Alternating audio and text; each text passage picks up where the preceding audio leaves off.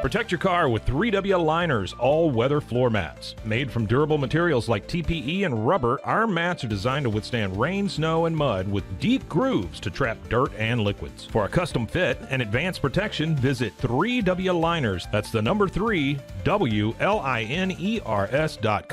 today.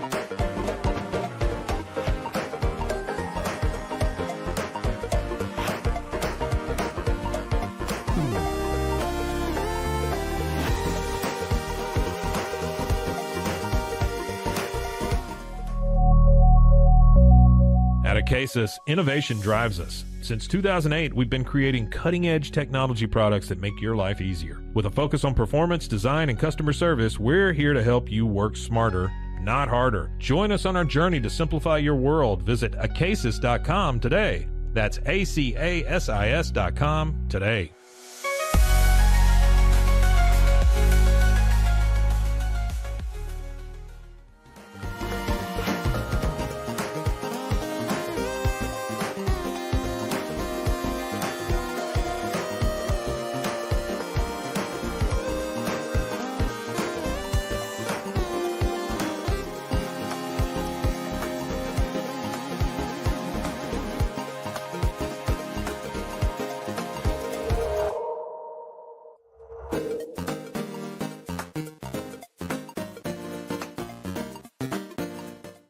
Farmhounds offers natural treats and chews made with quality products that support family farms, regenerative agriculture, and humane farming practices.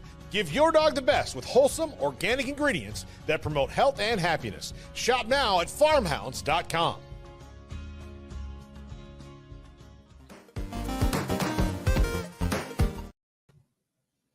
Hey, it's the Cam Show on Rogue Media Sports Network. I'm your host, Cam Stewart of ESPN Central Texas, but you don't care about that. I'm here 5 days a week live on YouTube and then available wherever you get your podcasts. Zach Burke keeps us on the air as he does 5 days a week. We're talking nothing but Boston sports. That's what we do here because it's my special interest and it's damn near all I can talk about. It is NFL Draft Day. The Patriots are more or less on the clock here. They will be picking in what, 8 hours? Is that right?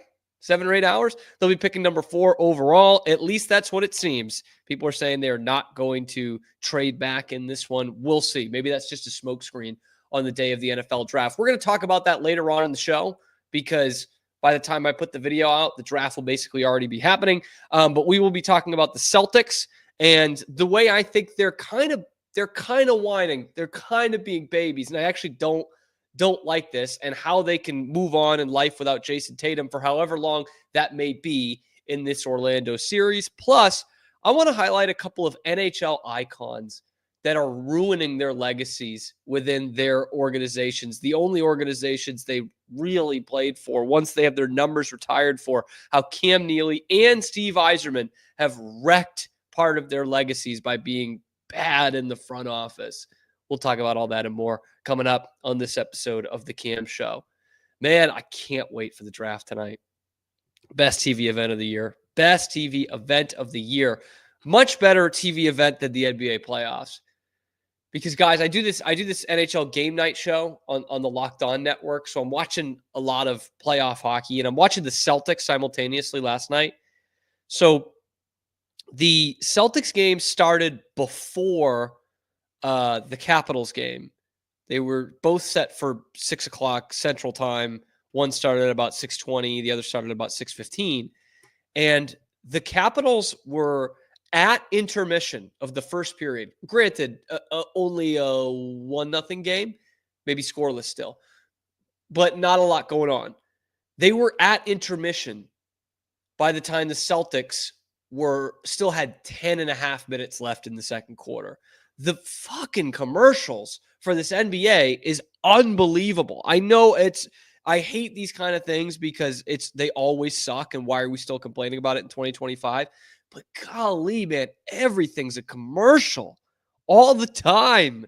All the time. I tried to listen to sports talk radio yesterday on the app, the TuneIn app, and I swear to God, I kept going in, and it's 2 commercials just to get to the content, which is just more commercials. And at one point, I was literally listening to 7 straight minutes of commercials, wondering if they even had a show that day. It's fucking obnoxious, man. But that's not what we're talking about right now.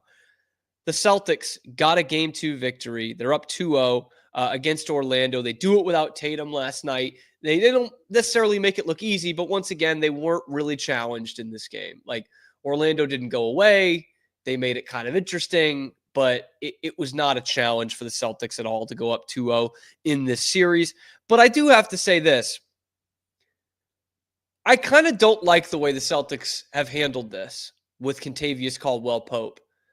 Like, I really think they're being whiny here. I think they're being kind of babies, and they're looking for a reason. Like, last year, it was kind of this interesting situation where they were the best team in basketball, but they were still being doubted. Like, there was this narrative against them. And I think they took that to heart, and it was a big reason why they won the title. I mean, we saw this with the Patriots for years, the us against the world mentality, because they heard the way the media was talking about them. And then Game 1 comes around this year. By the way, we went over the poll. Like, all the players in the league think that the Celtics are going to win the title again, even though they're the number 2 seed in the East. And Kentavious Caldwell-Pope gives a hard foul to Jayson Tatum while he's in the air going in for a dunk, and Tatum gets hurt. Lands on the wrist, bone bruise. He's out for Game 2. And right away, the Celtics were pissed, right? The vets, Al Horford, Drew Holiday, getting in KCP's face and everything. And I think they did give it a flagrant one. It was not a flagrant one. It was a good, hard playoff foul trying to take away a layup. Like, that's basketball. At least that's what basketball used to be, right? We're not talking about a Kevin McHale clothesline on Kurt Rambis. You know, we're seeing it a lot in the Celtic City documentary. It's not that. It's not Robert Parrish just punching Bill Laimbeer in the middle of a game and not getting a foul. It was a hard foul. It was not anything more than that. And the Celtics took it really personally. Like, oh, this is our star player. They've been playing physical with him. Of course they play physical with him. That's how you stop Jayson Tatum. At least that's your hope of stopping Jayson Tatum. You know, Gronk's career got cut short in football because the only way you could bring him down was going below the knees. Bobby Orr in hockey, same thing, man. His career gets cut short because the only way you can stop him is by being way, way, way physical and maybe taking some liberties. There was no taking of liberties with Jayson Tatum. And this carries over into Game 2. KCP runs into Al Horford. They're both looking away, but it is a bit intentional. Again, it's whatever, man. It's one player cutting into another's path. It wasn't dirty. It wasn't malicious to that extent. You know what I mean? It wasn't a cheap play. And Horford right away is pissed off again. He's in his face. This is a guy that's played 18 years in the NBA. And I'm like, really? I love Al Horford. I love Drew Holiday. I'm like, this is the fight that you guys are fighting here? You're going to try to make this personal with the Orlando Magic? Like, this is nothing, man. Because we've seen some of these in the past, right? You know, Kelly Oubre going after, was it Olynyk? I think it was Kelly Olynyk with some cheap shots there. Like, this wasn't that. This wasn't even George Niang grabbing Jaylen Brown's knee from the bench with the 76ers. It's not that, man. And Orlando is not talented enough to capitalize on this, that the fact that they've rattled the Celtics a bit, but they got to get used to this. I'm surprised they're not already with the veterans they have on their team and the championship pedigree they have and all those years playing playoff series against the Miami Heat. Like, I'm sitting there watching last night, and I'm like, oh, guys, come on. Can we grow a sack? And maybe this is me watching Celtic City and seeing the balls these guys had in the 80s. They were not fucked with. And even the 08 one, you know, with Garnett and these guys, like, they didn't get fucked with. Like, not at all, man. They didn't let these things get to them. And here in a first-round series against Orlando, I've got a couple of, one hard foul, one almost hard foul, and they're like bitching in the media. Horford is in the media being like, yeah, we know how these guys play, blah, blah, blah. It's like, how is this getting to you? That's where I have a bit of a problem. Like, if I were a Magic fan, I would be like, yeah, this is exactly how we want to play. And the Celtics are out here bitching because Kentavious Caldwell-Pope got a hard foul. Like, Jayson Tatum really doesn't even get hurt on the foul. He gets hurt by the way he lands. Like he could have been blocked at the rim. Like that could have been a blocked shot and had the same amount of contact. It's a hard foul. It is a personal foul. It's not a flagrant. They called it a flagrant. You got away with that. And by the way, it's going to be even more physical when they play in their home arena. This Orlando team is not good enough to beat the Celtics, but they're also not taking any shit. I kind of applaud them for it. And maybe this would be different if there was no Jalen Suggs, or if there was Jalen Suggs, but there's no Jalen Suggs. It has bothered me. It really has, for a team that, has not been babied, I don't think, over the last few years. They've had to take the high road on a lot of things. They've gone through a lot of shit. This is not like the Philly fans having to stick up for Joel Embiid and his soft ass every time. Like, this is not what the Celtics are. Franchise, that's not the way they've been. And I can't believe they're bitching about this Kentavious Caldwell-Pope foul still. Like, KCP, not the player he used to be. He needs to resort to some things like that. Sure. But, like, really? That's what you're going to let get to you? By the way, he hit, one shot last night, KCP? I think he hit 1 3 and like 5 points on the game. Like, let's focus on that, man.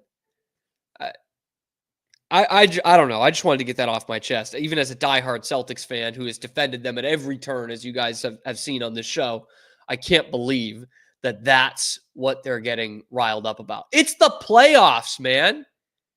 It's the playoffs.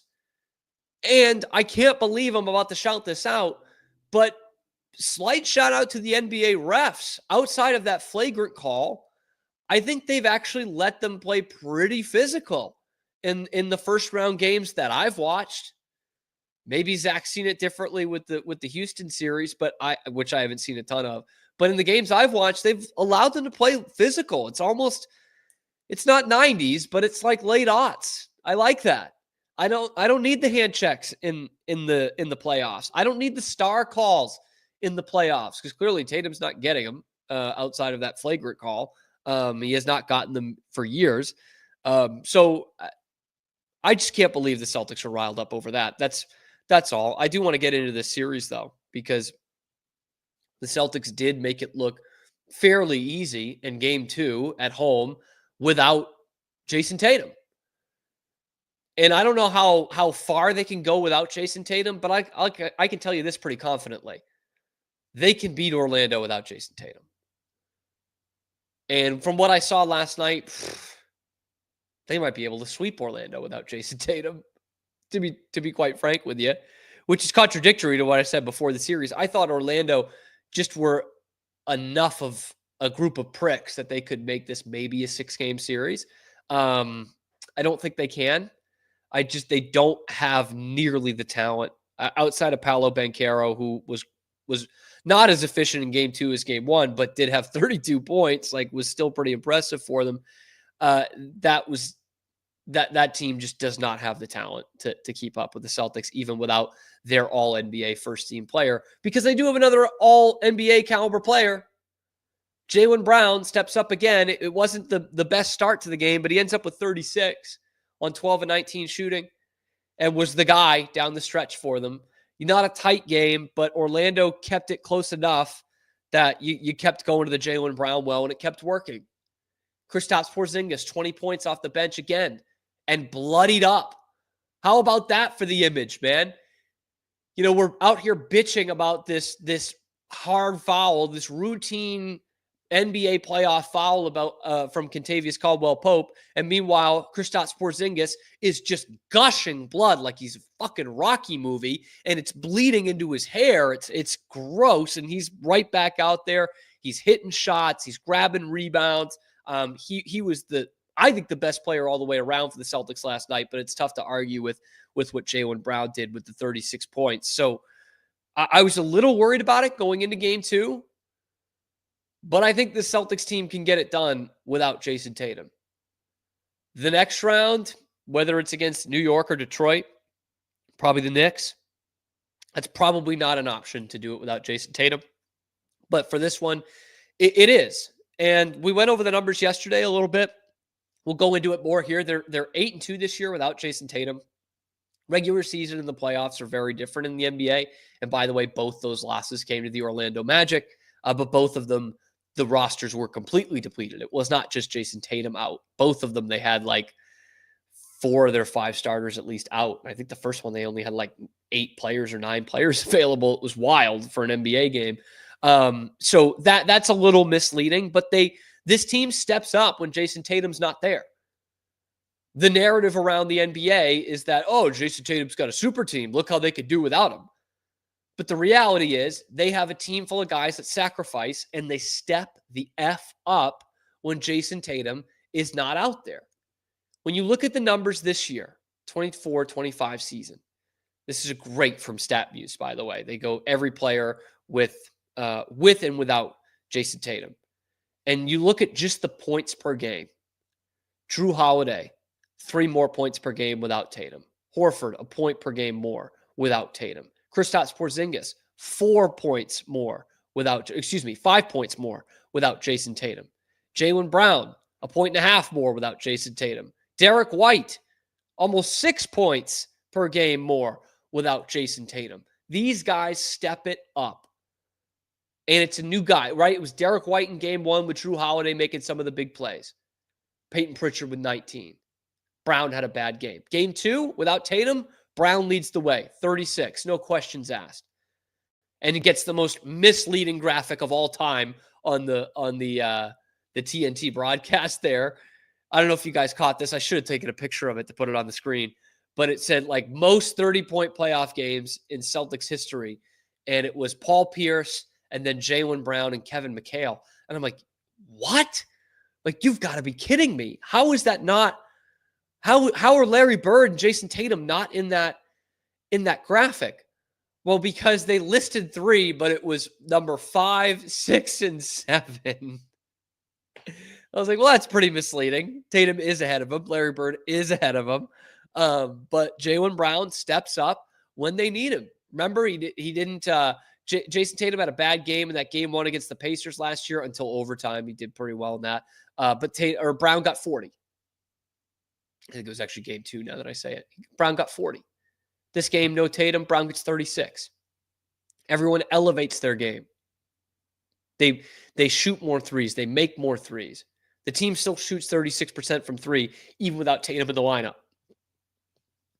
So they can get by Orlando, man. Orlando is going to try to be really physical. I don't think they've crossed the line of dirty yet, like the way that the Heat do, because the Heat, that's how they know they're going to win.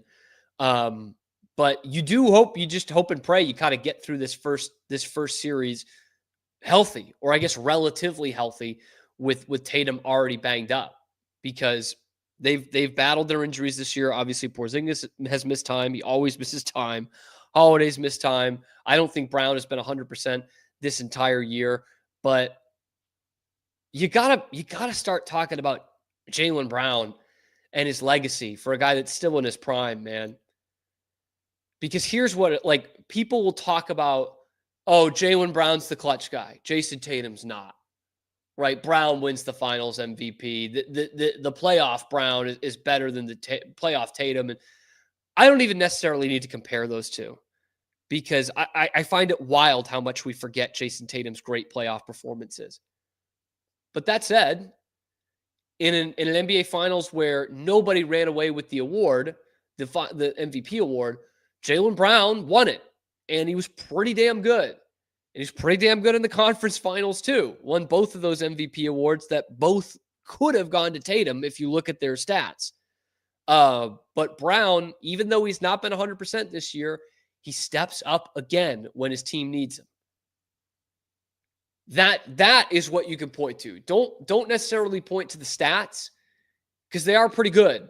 But like, don't do a stat comparison between he and Tatum. But when Tatum's not having a good game, or in this case, when Tatum is out, everyone in their dog is thinking, okay, it's now Jaylen Brown's going to take over. And it's not always that easy. But for him, it is.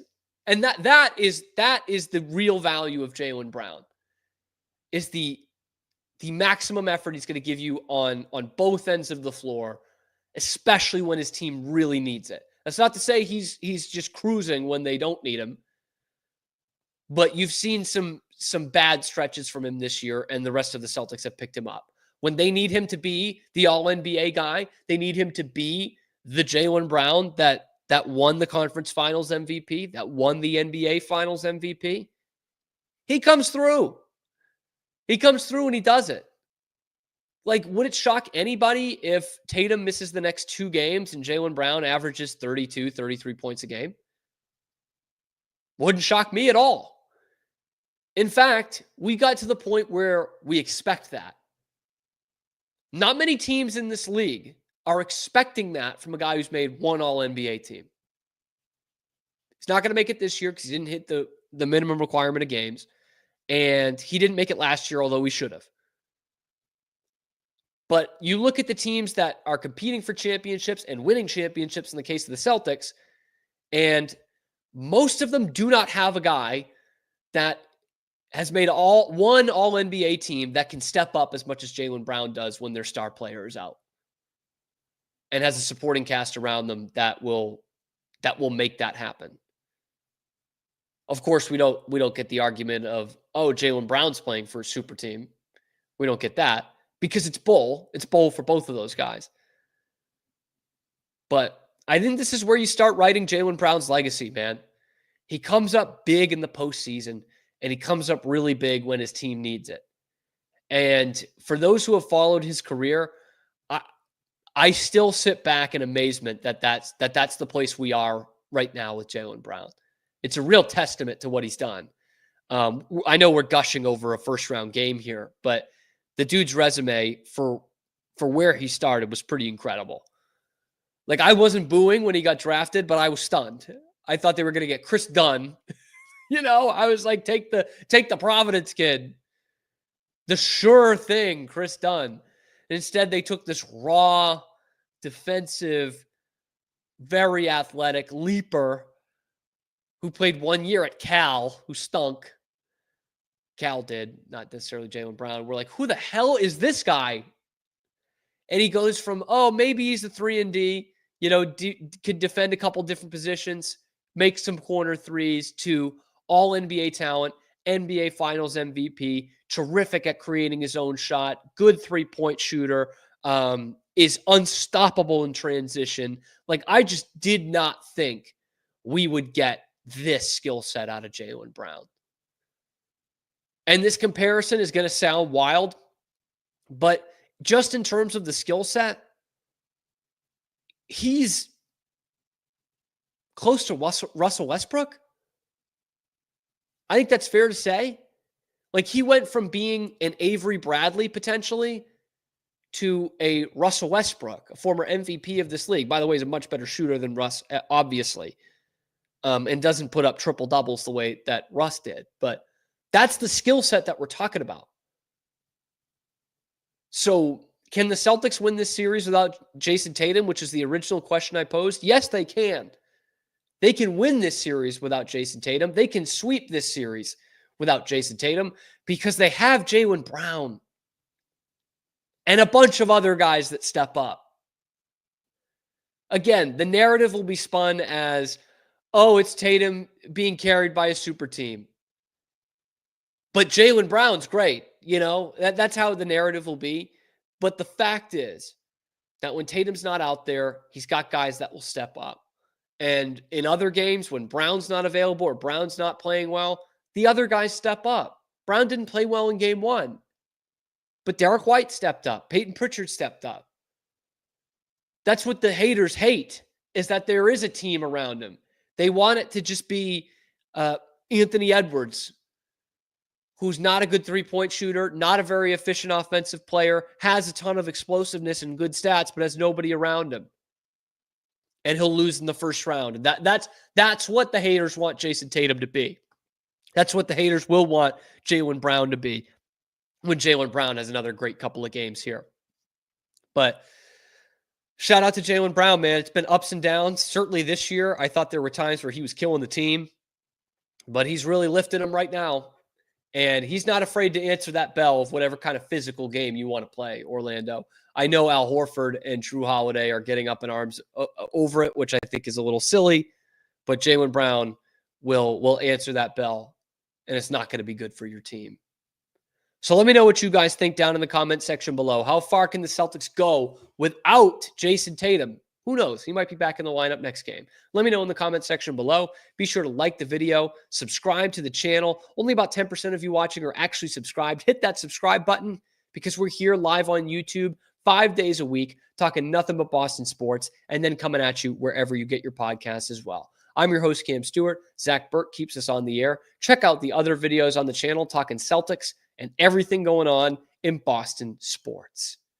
The Cam Show is going to roll on. We have to talk a little hockey on NFL Draft Day because I want to highlight a couple of franchise icons and two of my favorite hockey players of all time who are pissing on their own legacy in the place where they were made famous.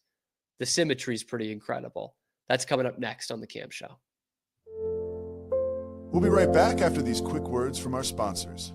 This is Rogue Media Network. I don't know, if Bubble wasn't here, I don't know what people would be doing, like making PowerPoints or something. Bubble allows you to make it real and for it to actually work.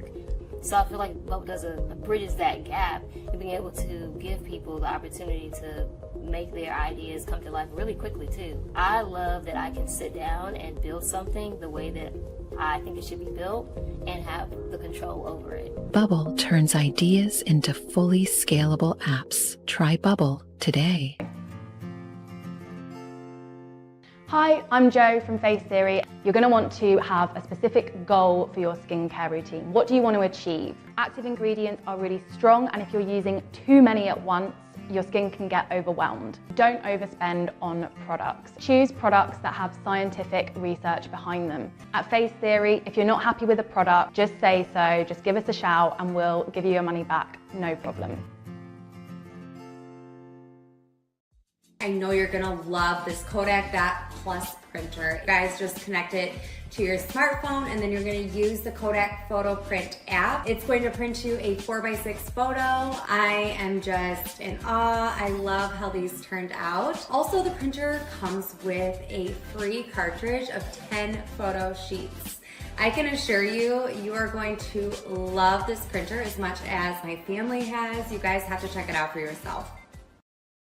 Streamline event and appointment booking with Amelia's sleek, modern, and fully customizable booking forms. Tailor the colors, fonts, and design to match your brand and seamlessly integrate with your WordPress website. Whether it's for events or appointments, Amelia makes booking simple, stylish, and perfectly aligned with your business. Enhance your booking experience today at WPAmelia.com. That's WPAMELIA.com. Amelia.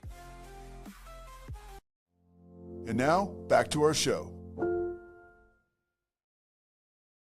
Welcome back to the Cam Show, Rogue Media Sports Network, here live on YouTube, just as we are every weekday, high noon Eastern time, and then wherever you get your podcasts as well. I'm Cam Stewart. Zach Burke keeps us on the air. We're talking Boston sports, just as we are every day.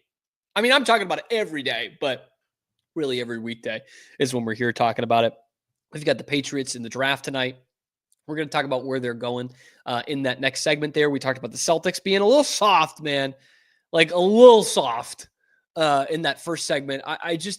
It's just not hashtag not my Celtics. Okay. Not my Celtics. Jaylen Brown is not buying into that. He's not being soft and he has really stepped up. Anyway, now we got to talk some hockey. because I found this very interesting.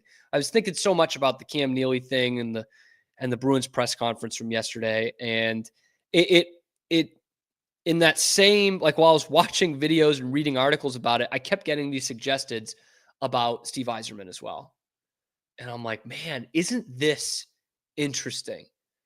There are 2 Hockey Hall of Famers, icons for the franchise that they're working for, that are in the front office now that are giving their legacy a bit of a hit here. I don't want to say ruining their legacy, but are damaging it quite a bit. And those 2 guys are Cam Neely with the Boston Bruins and Steve Yzerman of the Detroit Red Wings. 2 of my absolute favorite players of all time, even though they had their primes in the case of Neely, his whole career before I was born. Like, genuinely love Cam Neely, man. Honored to have the same name. Love watching his highlights and everything. And Steve Yzerman, the class and the dynasty that he led. Literally 2 of my probably top 5 favorite NHL players of all time. And yet they're both struggling in their front offices right now. I mean, with Neely, the absolute embarrassment of the press conference that we went over yesterday, where he's just antagonizing the media and kind of through that antagonizing the fans. It's been a terrible look. And certainly in Detroit, the Yzer plan is not panning out so far. And they're all kinds of frustrated. The fans, the media, the captain of that team. It is crazy how much symmetry there is here of just guys who had untouchable legacies with their organizations and took a chance, and it's not going well right now. In the case of Cam Neely, look, he does have his name on the Stanley Cup as an executive. He was the president in 2011. He was a big part of kind of getting that thing back. He was a big voice in hiring Pete Chiarelli, who built the 2011 team, and there was some in some way they were built in his image, Cam Neely's image, and it led them to a Stanley Cup. And so that needs to be addressed. But right now, things are going in the wrong direction, and it's partially Cam Neely's fault. And he is now being an antagonist to the Boston sports media, who in this press conference were really talking for the fans. Lest we forget this cut when Kevin Paul DuPont asked about the lack of draft success that they've had under Don Sweeney's tenure in really the last decade. Neither of them have really been up to expectations, in my opinion. So can you just elaborate on that, Kevin? The drafting? Yeah. Well, where we've picked and who we've picked and how it's turned out. It's just nuts, man, that we have to give context. We have to explain to him why the Bruins suck at drafting. We need to give examples of that. Cam, bro, you're not fooling anybody. You're not even fooling the jock sniffers, man. Everybody knows that this team has sucked at drafting and development the last 10 years. And immediately starts going back to the 2015 draft 10 years ago and like justifying why it was so bad. It's like, brother, you had 3 straight picks in the top 15 and you got 1 serviceable NHL player out of that. And you're going to try to justify that 10 years later? In and of itself, that's really brain dead and stupid. But the reasoning is even worse. He says, oh, well, Don Sweeney, he had just been hired as the GM a month before. Okay, that's a little misleading. It's not lying, but it's misleading. He wasn't hired. He was promoted. He was made GM from his previous role as assistant general manager. So you mean to tell me that Don Sweeney had no idea what they were looking at for their first round pick? And then he makes 2 trades to get inside the top 15 and get 3 picks right beside each other? But he didn't know. Was he not part of this process? He was the assistant general manager. It's not like you brought this guy in from the outside.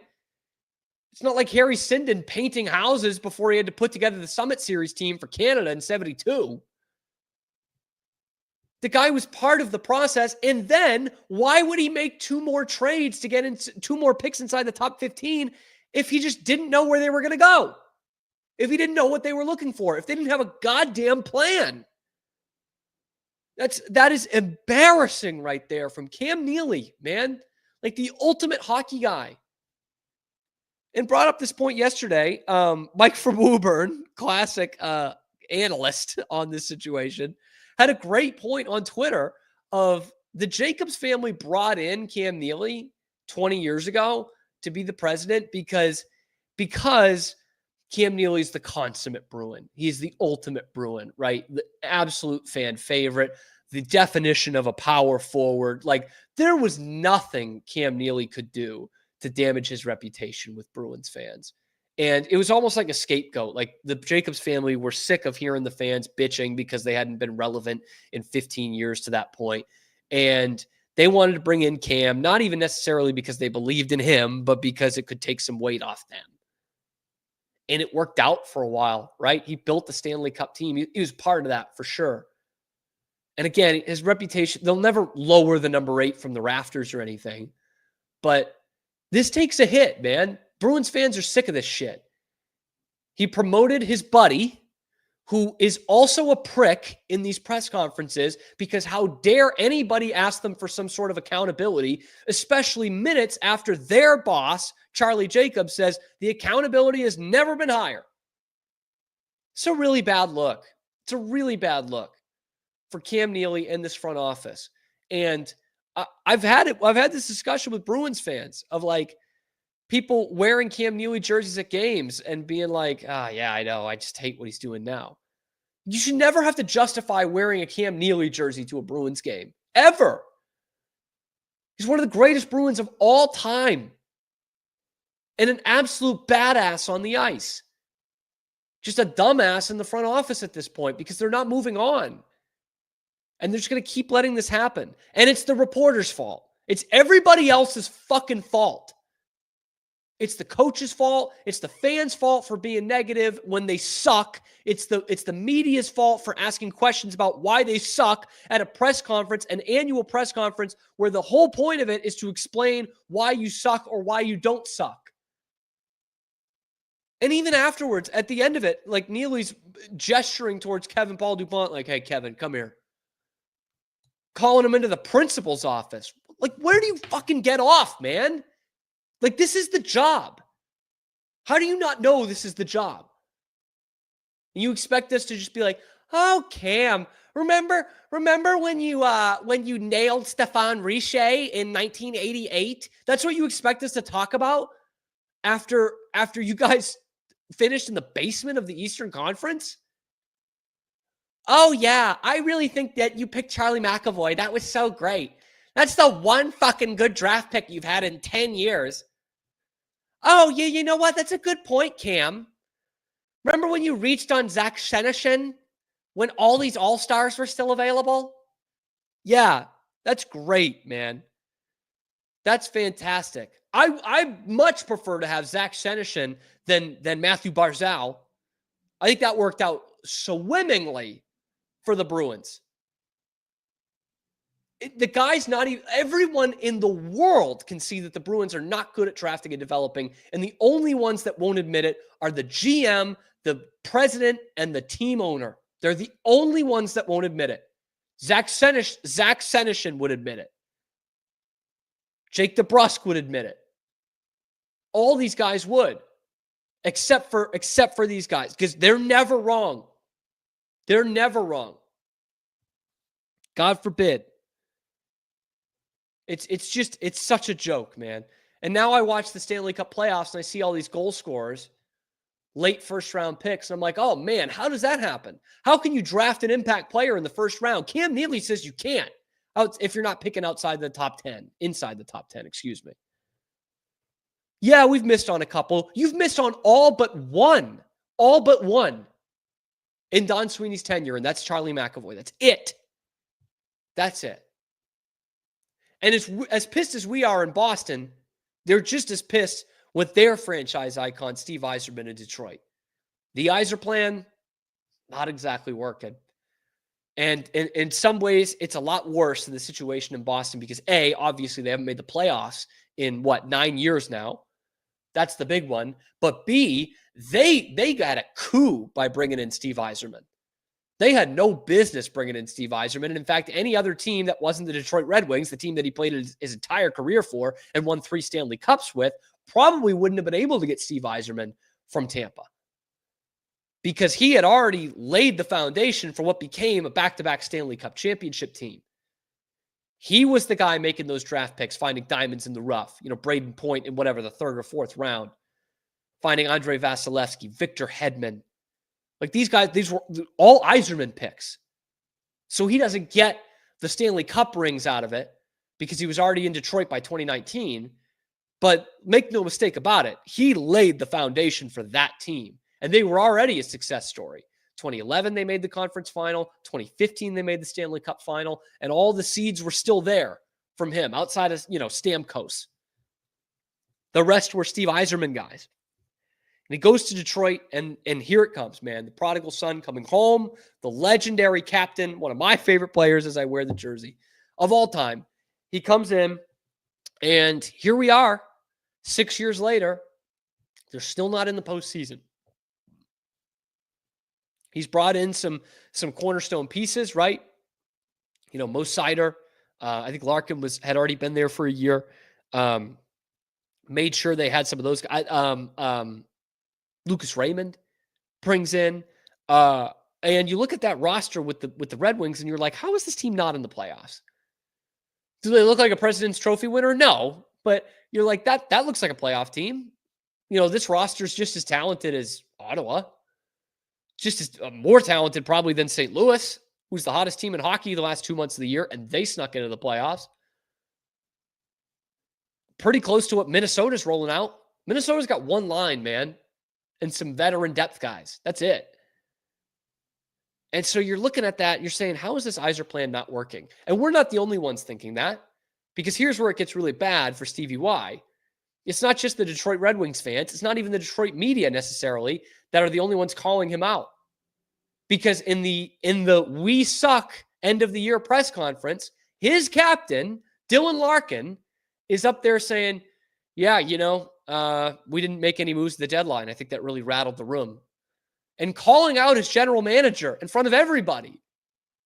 6 years into this thing, they still haven't made the playoffs. They have some of the same drafting woes that the Bruins have with Cam Neely. They had two top 15 picks in 2021. Let me make sure I'm getting this right here. Yeah, 2 in the top 15. Simon Edvinsson, who's picked 6th overall, and Sebastian Casa, who has played one game. Edvinson's been okay the last 2 seasons on the blue line. But that was 2021, and Mackie Samoskevich and Wyatt Johnston were both picked after those guys. So was Fabian Lysell, by the way.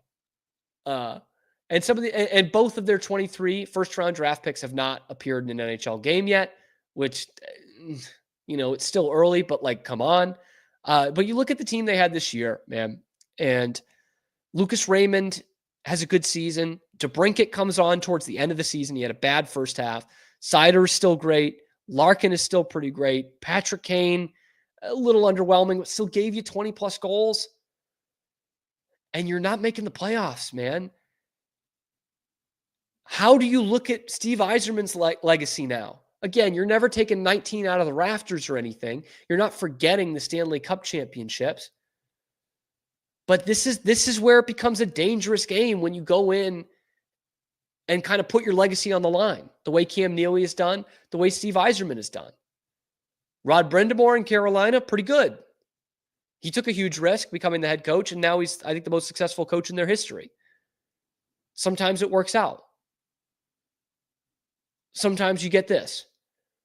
Cam Neely and Steve Yzerman pissing on their own legacies because they have not been able to bring their franchises where they need to be as front office people. Anyway, let me know what you guys think down in the comment section below. Be sure to like the video, subscribe to the channel. Only about 10% of you who are actually watching are subscribed. We're bringing you nothing but Boston sports content 5 days a week, live on YouTube, and then wherever you get your podcasts. Okay, I'm your host, Cam Stewart. Zach Burke keeps us on the air. Check out the other videos going out around the channel, talking Bruins and talking everything that's going on in the world of Boston sports. Coming up, we're going to bring you more of this shit show. Thank you, Tyler, for tuning in. I think it sucks too. We've got the Patriots drafting in the top 5 tonight. The top 5. You don't have to watch it, by the way. In the top 5 tonight, we're going to tell you where that pick's going and why it, like this show, is going to suck. That's coming up next on The Cam Show. We'll be right back after these quick words from our sponsors. This is Rogue Media Network. Tervis is all about staying hydrated with style and durability. You can trust Tervis tumblers to keep your drinks the perfect temperature, hot or cold, for hours. From the classic insulated tumblers to sleek stainless steel water bottles, each product is built to last and comes in endless designs to match your personality. Stay refreshed and express yourself with Tervis.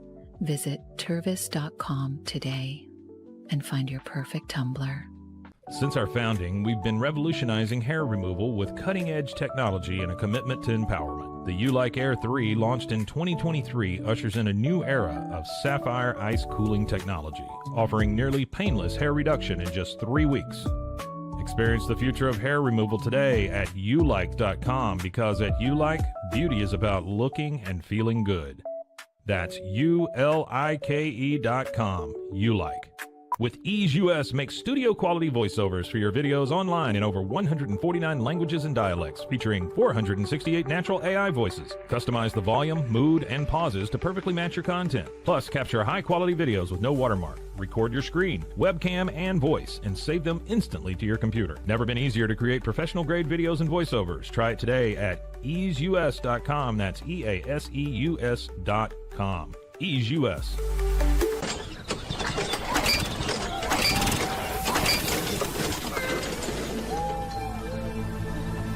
Just use amp pace.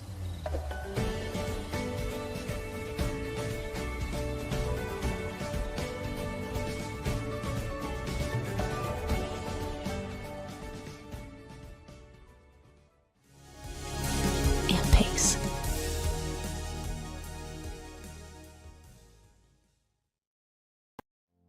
And now, back to our show. Back on the Cam Show, Rogue Media Sports Network. I'm your host, Cam Stewart. Zach Burke keeps us on the air. We're here 5 days a week, live on YouTube, and then wherever you get your podcasts as well. And take it from the rave reviews we're getting. Take it from Tyler, man. You do not want to miss the Cam Show, especially on the day of the NFL draft. First round is tonight. Patriots drafting number 4 overall. They're just getting used to this top 5 picks thing. They love picking in the top 5. And if they draft Will Campbell, which is probably what's going to happen, you'll at least have another couple of years of picking in the top 5, I would have to say. It certainly looks like that's going to be the pick.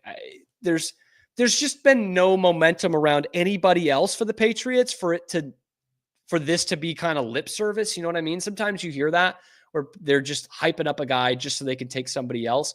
But there's been no reports really on Jalen Walker, or I think it's going to be Will Campbell unless Abdul Carter's there. And in that case, all right, let's do Abdul Carter, like no questions asked. But the from Mass Live is that they are not going to trade the pick.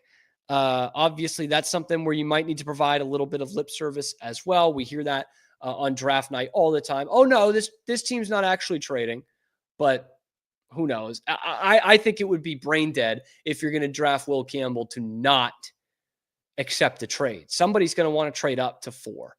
And you could still get Will Campbell at 8, 9, or 10. Or better yet, you could get a tackle at 8, 9, or 10. Not a guard. As much as I love his attitude and his silky smooth Louisiana accent, man, oh, it's a beauty to listen to. Very easy on the ears. And he might be a great guard. You just don't pick guards in the top 5. And I hate to bring up the meme, worst person makes a great point. But I heard this on Twitter the other day from Felger, and he makes a great point. I hate it, but he makes a great point. He says, at the beginning of March, we did the whole combine thing and the measurements, and it was a consensus in this market that if Will Campbell does not get to 33 inches on the arms, then he's not a tackle, and you can't pick him at number 4. And flash forward to the week of the draft, where we know he is not measured up to that, literally is not measured up to that, And everyone's like, yeah, Will Campbell's the pick. That's great. There's your tackle. Keep Drake May safe. Yada, yada, yada. All of a sudden, everyone's just bought in. I'll go back to the Bill Parcells quote that I think is great for this example. He says, you can make exceptions, but if you keep making exceptions, you'll have a team full of exceptions. This is why we have this standard. There's a reason why teams back off when the tackle's arms are not 33 inches. The reason is there's never been a Pro Bowl or All-Pro tackle with arms shorter than 33 inches. That's the long and short of it, man. And so if you continue to do, you're taking that risk, a major risk, that this guy is not even going to be Pro Bowl caliber. Because I don't know why. Because there's not another good tackle in this draft. There's plenty of solid ones. And the upside is maybe there. It's just so confusing to me that all of a sudden we're like, yeah, no, of course Will Campbell's the pick. They need a tackle. Of course they need a tackle. We don't even know if this guy can play that position, man. And it's not like we're talking about, the best draft prospect at his position in 5 years. He just might not be that big. We're not talking about that. We're talking about a guy who had a pretty solid last season at LSU and is capitalizing on a draft that does not have great tackles. And so it is bizarre to me that all of a sudden we're just like, yep, that's the guy. That's the pick. And granted, the elephant in the room, I guess, other than the one of the elephants in the room, because one of them is the Patriots really need offensive line help more than anything. But the other one is it's not a great draft for any position, right? Shadur Sanders would have been like the 7th quarterback taken last year. It'll probably be like the 2nd or 3rd this year. Now, that might be in the 2nd round, but it's not a great draft at any position. So even if you're not picking a blue chip tackle prospect, Jaylen Walker might have been the 3rd or 4th linebacker prospect in other years. He's going to be the first one off the board this year. Or, name your list, name your guy, Tet McMillan or Matthew Golden. One of those is going to be the first wide receiver taken. They'd probably be like the 4th or 5th in another year. So even if you don't take the consensus now, number 1 tackle, which might be a guard, the other option is, the best linebacker in the draft who would have been the 3rd best linebacker last year. So I understand that part of it. But when Todd McShay, one of the foremost experts on the NFL draft for going on 2 decades now, is telling you, yeah, I guess they'll take him at 4. No one in the league thinks that he's worthy of a top 5 pick, and no one in the league is convinced that he's going to be a starting tackle in the NFL. But yeah, they'll take him at 4. If that doesn't worry you, I don't know what to say. Like, that scared the shit out of me when he said that. Ooh, oh no. Todd McShay, one of the voices of the NFL draft, is saying, yeah, nobody in the league thinks he's worthy of that pick, but yeah, the Patriots will take him. It's not going to be a great start to the drafting and development era of the Mike Vrabel tenure. I just, unless you can find some diamonds in the rough at the middle of the round, because by the way, the Patriots need to get some other starters in this draft. Year 1 starters, which they did not get last year. They got 1 year 1 starter last year. Jalen Polk doesn't really count for how bad he was. But Drake May comes in October, the middle of October, and that's the only one that you've got. Got to be better on this time around. Has to be. Will Campbell's going to be the pick. I'll probably have some crash out, fallout tomorrow. I'll get high tonight to numb the pain a little bit of this. But I think that's probably where they'll go. If they go Jaylen Walker, I will be a pig in shit. A pig in shit if they draft Jaylen Walker. Oh, that would be top of the line for me. Abdul Carter would be pretty good too, but that ain't happening. It is not happening. Anyway, let me know what you guys think in the comment section below. What's the pick going to be tonight, and how happy will you be if and when it's Will Campbell? Let me know in the comments. Be sure to like the video, subscribe to the channel. We are coming at you live every weekday at high noon Eastern on YouTube, and then wherever you get your podcasts as well. I'm Cam Stewart. Thank you to Zach Burke, and we will see you tomorrow on a Friday edition of The Cam Show.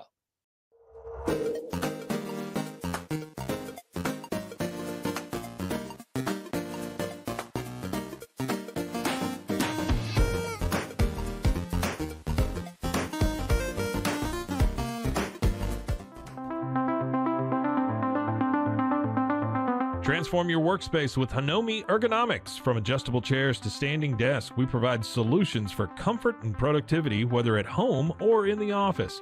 Improve your posture, reduce strain, and work smarter. Visit us at hanomi.co today. That's HINOMI.co today.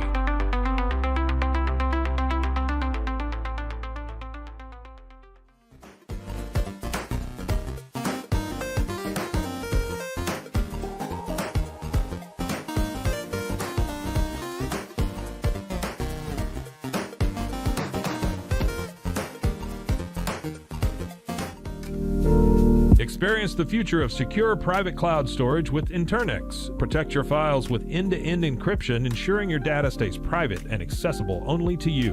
Enjoy seamless, fast storage without compromising security. Visit Internex.com today and take control of your digital life. That's INTERNXT.com today.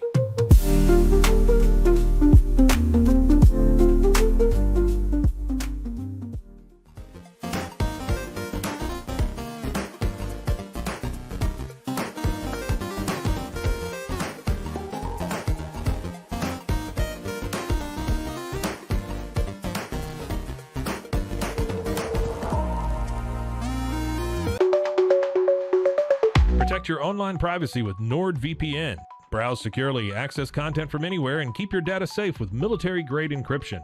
Whether at home or on the go, NordVPN ensures your digital freedom.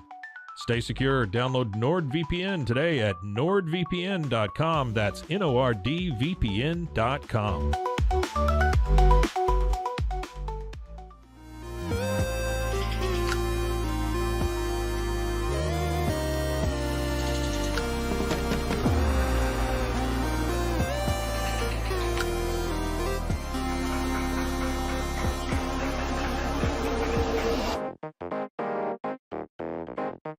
Tusains, we understand that maintaining a healthy lifestyle can be challenging, especially in today's fast-paced world. That's why our mission is to make fitness accessible to everyone, anywhere. Committed to excellence, we adopt a user-centric approach guided by ergonomics and medical science. With a team of seasoned professionals in R&D, design, and manufacturing, we prioritize quality across our entire product line. Visit Tusains.com today and start your journey to better health. That's TOUSAINS.com.